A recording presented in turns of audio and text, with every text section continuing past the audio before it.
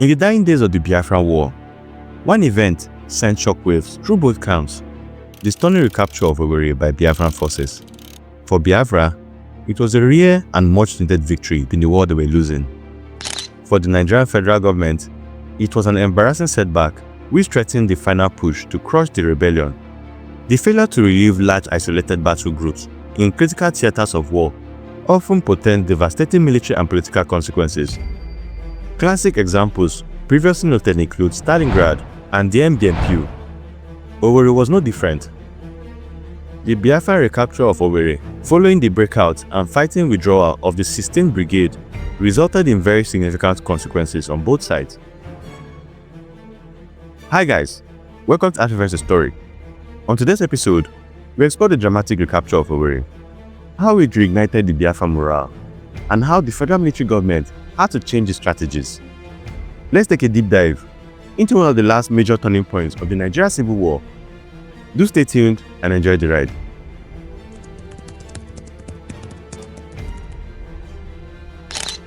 Denek Sevanka, a Czech political scientist and Africanist, renowned for his in-depth analysis on African political affairs, particularly the Nigerian Civil War, which lasted from 1967 to 1970, identified 5 consequences to Biafran recapture of Owerri, which he states: 1. It sent a signal to Nigeria and the world that despite all the reverses of the war to date, Biafra was still capable of significant resistance. 2. It destroyed the myth surrounding the Federal 3rd Marine Commando Division and its well-known commander, Colonel Benjamin Maja Adekunle, also known as the Black Scorpion. 3. It enhanced road and communication links within the residue of Biafra. It relieved the threat to the strategic Uli Ihiala airstrip. 5. It created a hinge point for subsequent aggressive Biafran probes towards Port Harcourt. Former Nigerian and Biafran soldiers who bore direct witness to the events have amplified all these consequences and more. According to Major General Madiebo, the former GOC of the Biafran army, the Owerri victory revived the dying Biafra. All Biafrans, who a few days before wanted nothing but to end the war, now pressed for a continuation of the struggle to the end. The Umuahia disaster was soon forgotten, and the only quarrel civilian military tacticians had against the army was that they allowed the enemy to escape from Owerri. The enemy left a considerable large amount of ammunition of different calibers, but he managed to take away most of the entire heavy equipment, including armored vehicles and artillery pieces. The town was completely ravaged, and not a single building was inhabitable without major repairs. All vehicles not taken away by the enemy were overturned and burnt by him. In addition, Madiebo claims that mass graves were discovered all over the town, and the victims were appeared to be civilians and prisoners of war. It is more likely, however, that those graves were predominantly graves of thousands of soldiers of the 16th Brigade who died between September 1968, when they first arrived, and April 1969, when the survivors broke out of the siege.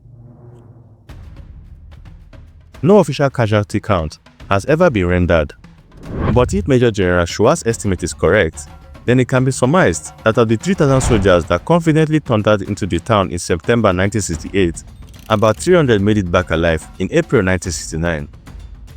Assuming that they were all recovered and buried, the graves of over 2,000 Nigerian soldiers killed in action were tossed among the besieging Biafrans, discovered after retaking the town.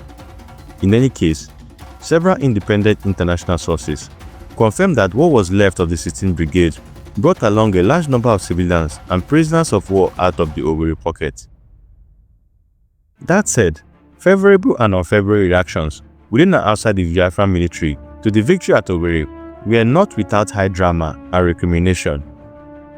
For example, Madiebo had held the rank of Major General since September 1967, when he relieved Brigadier Hilary Njoku as commander of the Biafran army, observed in his memoirs that the head of state put out a long list of promotions to commemorate the recapture of Owerri. He himself became a general, while Okwechime, Eze and Kalu were all promoted to brigadiers. Various others were promoted except Onwatogu, Darling of the People, who was left out of General Ojuku's list. That omission became a national political issue. Jet 77, The government-sponsored propaganda company of Owerri's S Division accused the army headquarters of not promoting Owerri because it hated him. Jet 77 produced handouts for the public in which they revealed that the S Division under Owerri had cleared the Uga Junction and Owerri, and on each occasion, the gallant Owerri got nothing in return but humiliation from the GOC of the army. I was not worried by this propaganda, which I knew was just one of those false rumors deliberately released against various individuals from time to time in order to control their popularity with the masses. I often disagreed with Owerri in the same way I disagreed occasionally with other commanders under me. To talk of an army commander in war, loving or hating other officers under his command is being childish in the extreme. In such a game involving human lives, a commander's aim is to end it successfully and as soon as possible. Owerri as an individual, being the godfather of my first child and the officer closest to my family, knew I was putting the welfare of the people before family ties and friendship. Incidentally, newly promoted Brigadier Michael Okwechime, the first indigenous commander of the Nigerian Army Corps of Engineers, was the Adjutant General of the Biafran Army at that time. His last Nigerian Army posting was as the officer in charge of engineering and communications in the 4th Area Command Headquarters in Benin City. Like Brigadier Conrad Wanwo, he too was based in the Midwest at the time of the Biafran invasion in August 1967, but folded into the Biafran Brigade as he retreated into Biafra. Brigadier Anthony Eze, on the other hand, was their commander of the Biafran 12th Division in the Aba sector. He has served in the Nigerian Army as the first indigenous commander of the Corps of Signals. His last Nigerian appointment was as the commanding officer of the Lagos Garrison before the July 29, 1966 coup. Interestingly, the recapture of Owerri also led to changes in the way General Ojukwu now proposed to conduct Biafran military affairs. According to Madiebo, after the fall of Umuahia and the recapture of Owerri, General Ojukwu in May 1969 took two significant decisions for reasons best known to him. Thereafter, I was allowed to see the head of state on military matters at any time of the day or night without looking for an appointment in advance, a privilege I had not enjoyed before then. Again, the head of state decided to set up a joint planning committee chaired, manned by himself, with the Chief of Staff, General Effiong, and the commanders of the Army, Navy, and Air Force as members. In addition, I was given the privilege of control for the first time a small fraction of national ammunition holding. But the bulk of it still remained under the control of the head of state. These tepid changes reflected an effort on the part of Ojukwu to signal sensitivity to criticisms of his leadership style that dated back to the beginning of the conflict. Civilians were often played off against soldiers. He created special units that reported to him and no one else, and regularly subsumed the authority and responsibilities of his military commanders. If you find this video worthwhile, please take out some time to smash a like and subscribe to the channel, as it goes a long way in supporting our efforts. Thank you. Now let's get back to the video. As US Marine Major Sanford observed in his Star College analysis of the war, Ojukwu established directorates to control logistic aspects of the war effort, thus creating a rivalry not only within the army, but also with the existing civil service. Sanford concluded, the cumulative effects of these special units and extraordinary organizations, control groups, divided the direction of the war effort. They took authority away from those more responsible for fighting the war due to the military and institutionalized Ojukwu's actions to migrate any potential political opposition by producing a fragmented power structure that answered only to him. Indeed, long after the war, in an interview a few years ago with Nigerian Military Civil War Historical Investigative Team, Ojukwu himself said, among other things, "I sat in my office as military governor, head of state, whatever it was, army commander, I was them all. Believe you me, nobody went into battle on my side with more than 10 rounds in their rifle. Nobody. I will go further. As head of state, I was the one to allocate mortar shells to various companies. Whenever during the war, you heard a serious bombardment from the Biafran side, that should be taken as a sign that I personally commanded the front. I was in personal command, so I could call for certain extra ammunition.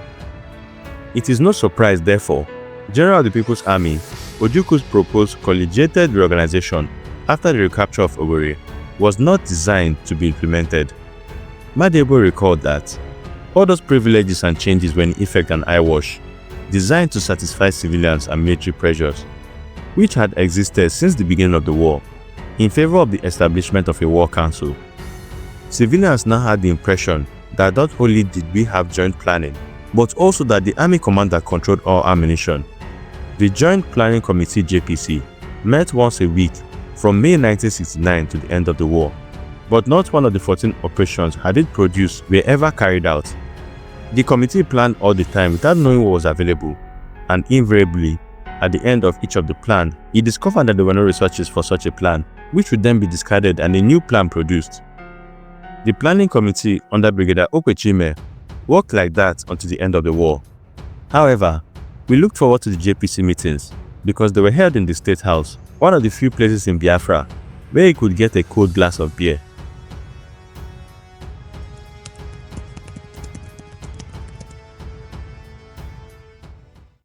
On the federal Nigerian side, according to Major General Oluleye retired, with the loss of Owerri, Colonel Benjamin Adekunle's image was both militarily and politically dented.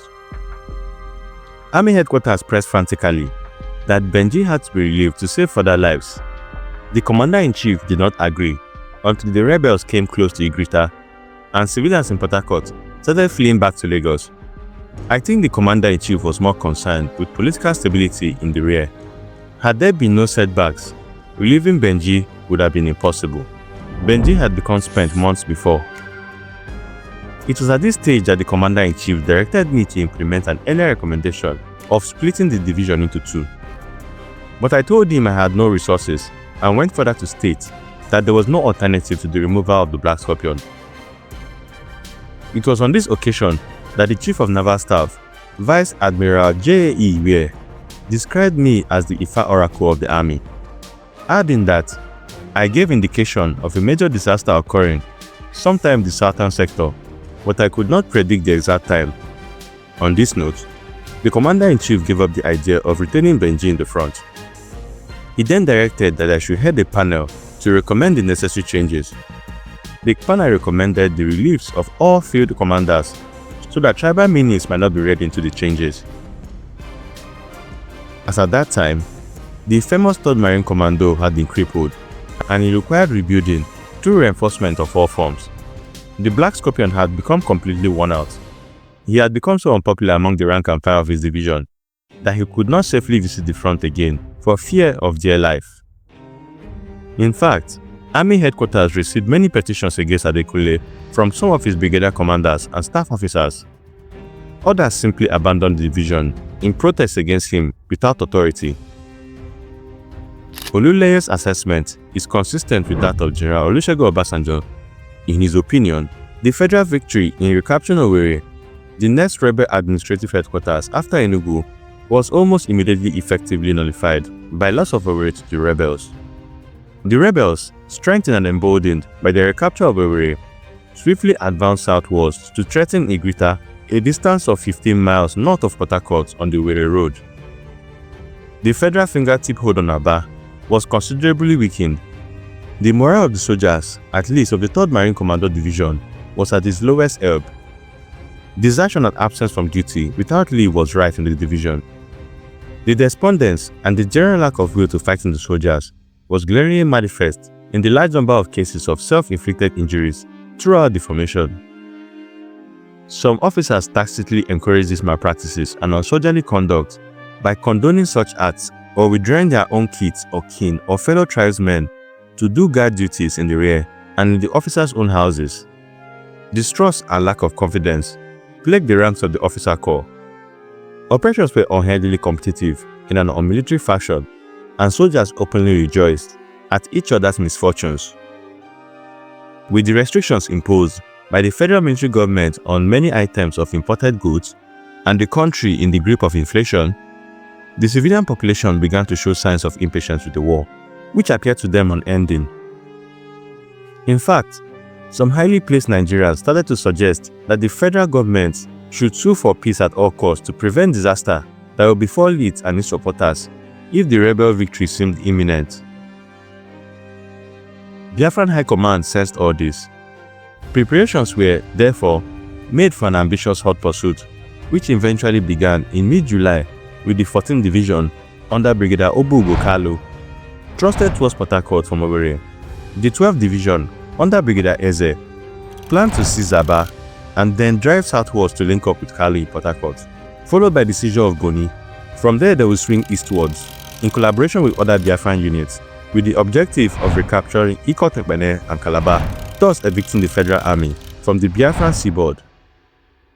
Nevertheless, in the weeks immediately following the Biafran recapture of Owerri, airways were preoccupied with the news reports of the 3rd Marine Commando recapture of Obuala, Olakwo, Obokwe, Eziama, Umuokane, and Umeego.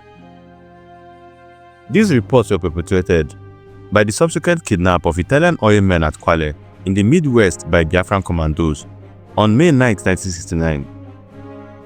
On that same day, quietly behind the scenes, an Army headquarters operational order was issued, changing all the Federal Division commanders. Following an article by British Major General H.T. Alexander in the Sunday Telegraph of May 11th criticizing the Nigerian military, it was publicly announced on May 12, 1969 that Colonel Olusegun Obasanjo had replaced Colonel Benjamin Adekunle as GOC of the 3rd Marine Commando. On May 16, 1969, Obasanjo physically took over the division in the field. Simultaneously, to avoid ethnic interpretation, Lieutenant Colonel G.S. Jallo relieved Colonel Ibrahim Haruna of the 2nd Infantry Division, while Colonel I.D. Bisala was billed to take over Colonel Shua's place at the 1st Infantry Division headquarters. The actual change of command in the effectively well-organized and managed 1st Division, however, was delayed until the end of September.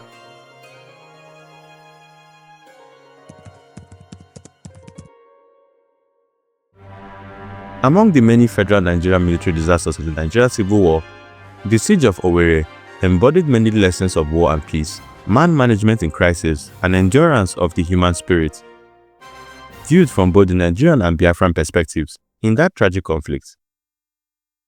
It is a fascinating story that we hope will someday be the subject of memorialization, simulated war games, a book, or perhaps even a movie. We can now safely conclude that incompetent command, failure to plan for trouble, interference by political leadership, misplaced confidence, and sheer failure to perform were all factors, among others, in the federal debacle at Owerri in 1968 and 1969. Even then, covered in the ashes of the tactical, operational, and strategic disaster, they were heroes. Many men of the 16th Brigade finally linked up with the rest of the 3rd Marine Commando at Ohoba. They looked scrawny, bearded and frazzled, little better than their prisoners of war, but they had broken out of Owerri with their rifles, trucks, field guns and armored vehicles, and now stood in uniform with ranks behind their surviving non-commissioned and commissioned officers, with Lieutenant Colonel E.A. Etuk in the front lines and the lifeless body of late Major Haman in tow. Battered though they appeared, they still projected the image of an organized fighting unit, one that had earned the eternal respect of their adversaries in combat. As Field Marshal the Viscount Slim recounted by the men of the Bomber Corps at Impal in 1942, they might look like scarecrows, but they looked like soldiers too. In time to come, the 16th Brigade was reinforced, refitted and refurbished, and returned to combat duty near the Ohaji Palm Plantation and along the Umunelu-Umuapu-Owerri Road. On January 1970, Owerri was captured once again, for the last time, this time in an all-out assault by the 12th Brigade under Captain Isemide, 17th Brigade under Major Tomoye, and 13th Brigade under Major Ini. The war was brought to an end.